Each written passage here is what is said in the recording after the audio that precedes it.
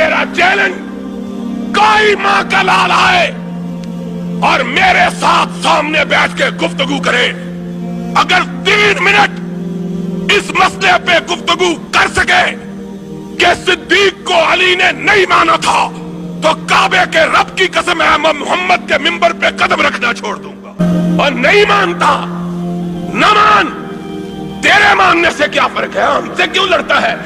لڑنا ہے تو حسین کے نانے سے جا کے لڑ، جس نے اپنی زندگی میں فاروق کو اپنے مسلح پہ کھڑا کیا تھا، صدیق کو اپنے مسلح پہ کھڑا کیا، میں نے کھڑا کیا، ان سے جا کے لڑ۔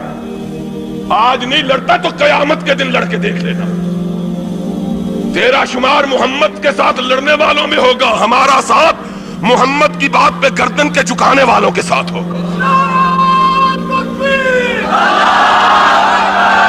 کہتا نہیں مانتا، تو کون ہوتا ہے نہیں مانتا؟ اور نہیں مانتا تو علی کو پوچھ اس نے کیوں مانا تھا؟ اور آج بات آئی ہے تو سن لو، یاد رکھنا بات کو، اور خدا کے فضل و کرم سے علماء کو مخاطب ہو کے کہتا ہوں کہ تم نے بھی یہ بات کبھی نہ سنی ہوگی، سن لو آج بات۔ نبی کی سنت کے 3 طریقے ہیں اس بات کے۔ سنت کہتے ہیں قولی سنت کو، نبی کے قول کو، نبی کے فعل کو، نبی کی تقریر کو۔ ایک بات نبی نے کہی وہ سنت ہے، کر کے دکھائی وہ سنت ہے، کسی کو کرتا ہوا دیکھ کے اس کو اس پہ ثابت رکھا وہ سنت ہے۔ آؤ اور میں تمہیں بتلاؤں، اور نبی نے ابو بکر کی امامت کو 3 سنتوں سے ثابت کیا ہے۔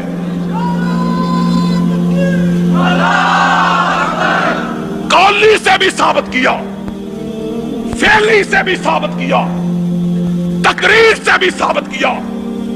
غشی تاریخ صحابہ مسجد نبوی میں دم بخود بہتے حجرہ عائشہ کی طرف دیکھ رہے ہیں، اس کے حجرے کی طرف دیکھ رہے ہیں جس کا نام تجھ کو گوارا نہیں ہے، اس کے حجرے کی طرف کہ قرآن نے جس کو مومنوں کی ماں کہا ہے، اور جو اس کو ماں نہیں کہتا وہ مومن نہیں ہے، اور جو مومن ہے عائشہ اس کی ماں ہے، اور عائشہ جس کی ماں نہیں وہ مومن نہیں۔ قرآن کا فیصلہ ہے۔ ازواجہ،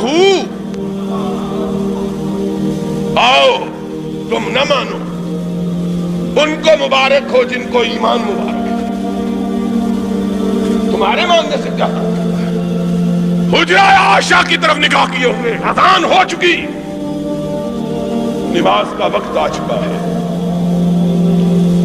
کیواڑوں کی طرف نگاہیں لگائے کہ کونین کا تاجدار آئے اور ہماری امامت فرمائے۔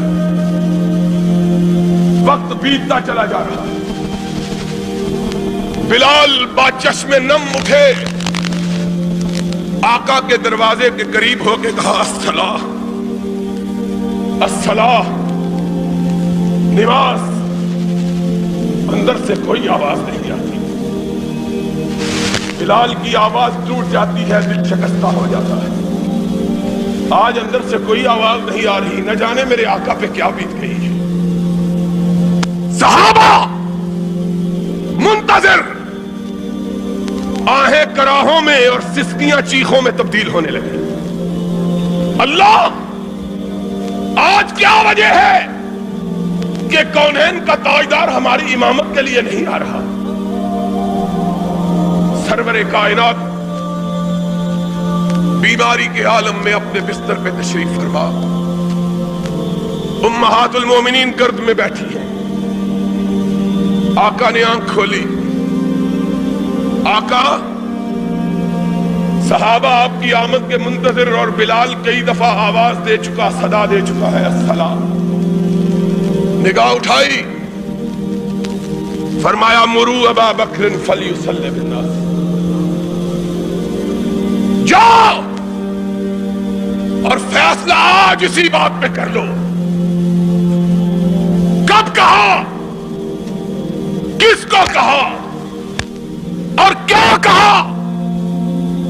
بنو ہاشم کے لوگ موجود ہیں، اپنے داماد موجود ہیں، اپنے چچا کے بیٹے موجود ہیں، عقیل موجود ہے، علی موجود ہے، ابن عباس موجود ہے، فضیل موجود ہے، اور تو اور رسول کا باپ موجود ہے، وہ باپ جس کے متعلق آقا کائنات نے کہا تھا ان عباس امی سن وہ ابھی، عباس میرا چچا ہی نہیں محمد کا باپ بھی ہے۔ اور وہ عباس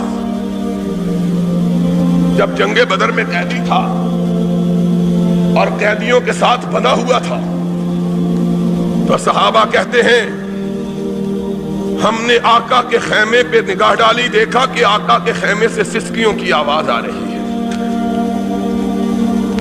لوگ اجازت پا کے حضور میں حاضر ہوئے، یا رسول اللہ آپ اور آپ کی آنکھوں میں آنسو۔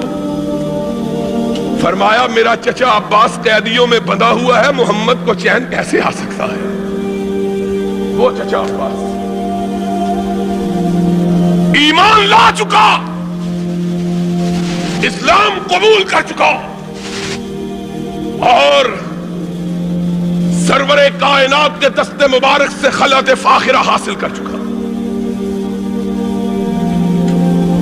صرف چچا ہی نہیں، بنو ہاشم کا سردار بھی۔ اور کیا کہوں، تمہاری روایات کے مطابق حسن بھی موجود ہے، حسین بھی، لیکن امامت کے لیے میرے آقا تو نے پکارا تو کس کو پکارا؟ یہ سارے موجود، کہاں مرو ابا بکر فلیصلی بالناس، جاؤ میرے چچا عباس کو کہو، میرے داماد علی کو کہو، میری دو بیٹیوں کے شوہر عثمان کو کہو، میرے لخت جگر حسن کو کہو، فاطمہ کے جگر گوشہ حسین کو کہو تم پیچھے کھڑے ہو جاؤ، عائشہ کا باپ آگے کھڑا ہو جائے۔ مرو ابا بکر فلیصلی بالناس، جاؤ ابو بکر کو کہو آگے کھڑا۔ اور کس کی مجال ہے کہ دم مارو؟ کوئی اعتراض کر کے دیکھے تو صحیح، وہ اعتراض کرنا تھا تو اس دن کرتے، کیوں نہیں کہا؟ آقا کس کو آگے کھڑے کر رہے ہو؟ کون بولے؟ کس کی مجال ہے کہ لفظ اٹھائیں؟ اور صدیقہ بولی، میں نے کہا کہ بولی نہیں، عرش والے نے بلوایا تاکہ بات پکی ہو جائے۔ کہا یا رسول اللہ کسی اور کو کہہ دیجیے۔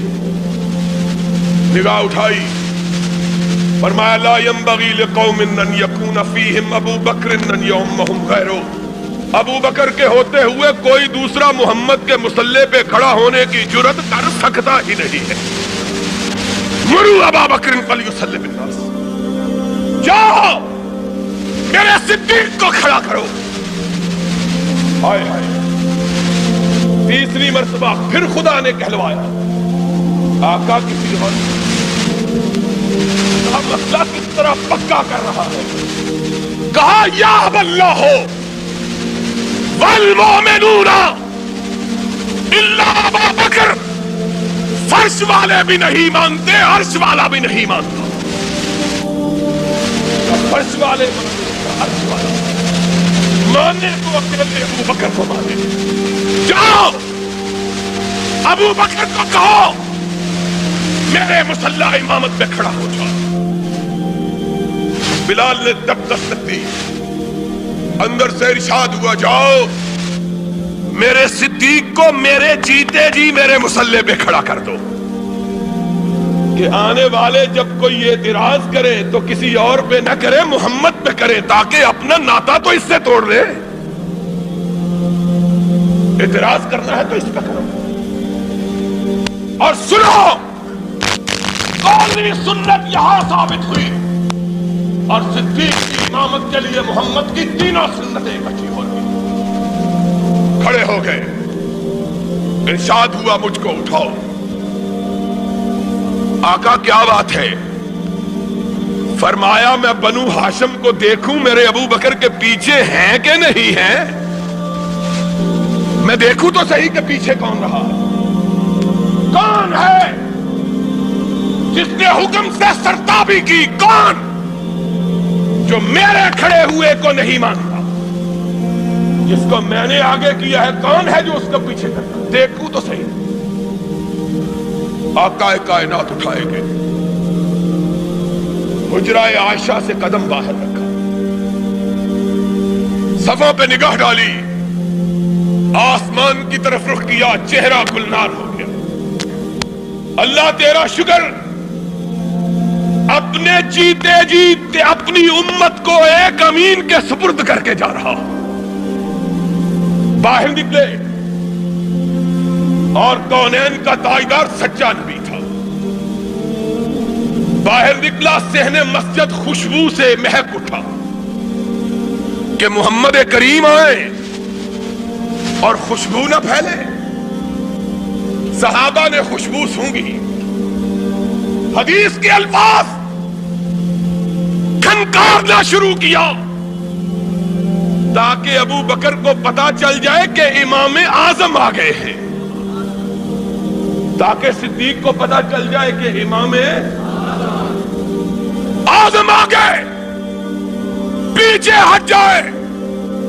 خوشبو صدیق نے بھی سونگ لی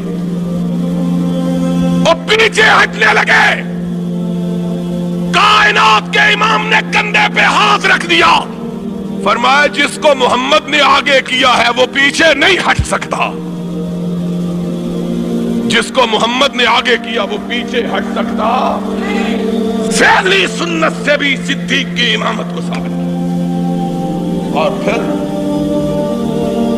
اس سے بھی آگے نماز جاری رکھو۔ محمد نے بھی اسی صف میں کھڑے ہو کے نماز کی نیت باندھ لی جس صف میں صدیق کھڑا تھا۔ تینوں سنتوں سے ثابت۔ اعتراض کرنا ہے تو محمد پہ کرو، ہم پہ اعتراض کیا کرتے ہو؟